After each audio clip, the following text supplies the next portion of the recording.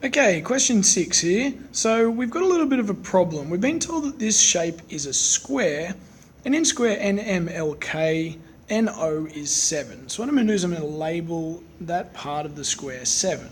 I'm also going to label a few things that I know about a square.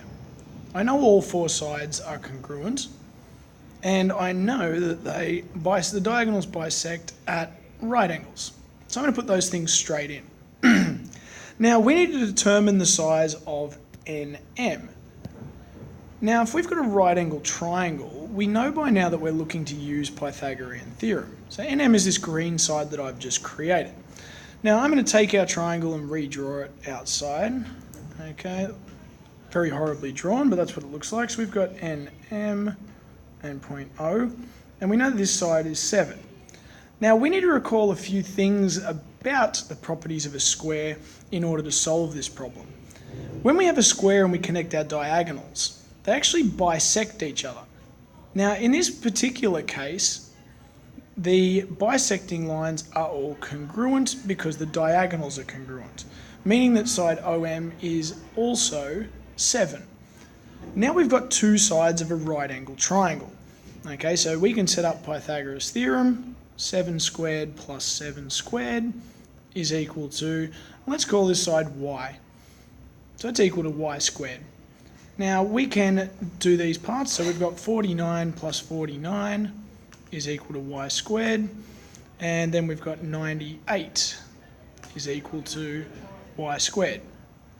Now, of course, this isn't going to come out as a very nice number when we square root it. So what we're going to do is we're just going to leave it as y is equal to the square root of 98. If you wanted to make it a decimal, okay, it'd come out somewhere in the high 9 point something, a little bit lower than 10. Okay, so it's the square root of 98. We've got our first answer. Now we need to determine the perimeter of the square. We already know that the four sides of a square are equal. Okay, so we just have to add the square root of 98 together 4 times. All right, and that will give you your answer. You're going to get a decimal, okay, so just round it off to 2 decimal places. Our last question, now bear with me while I just get rid of some of the writing on here so we've got room to work. Our last bit says, if NK measured 13, what would be the length of NO? So NK, let's draw it on here, it's 13 units. What would be the length of NO?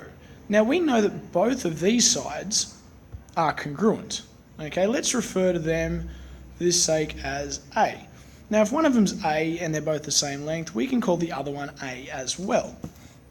So that means if we're looking at our right triangle again, we've got A squared plus A squared is equal to 13 squared. Now this is a little bit harder than usual because usually we're only working with one unknown. But we can still collect our like terms. So a squared plus a squared becomes 2a squared is equal to 169. Now here's where you're going to have a bit of fun and games with your calculator. Okay, we want to get a by itself. So the first thing you want to do to this is to divide both sides by 2. Okay, I'm running out of room at the bottom of the page, but that's what we're going to do. We're going to divide by 2 and divide by 2. Now, what that's going to leave us with when we come out is a squared is equal to 84.5. Now we're left with something that we're familiar with solving. We square root both sides, and we're left with a is equal to the square root of 84.5.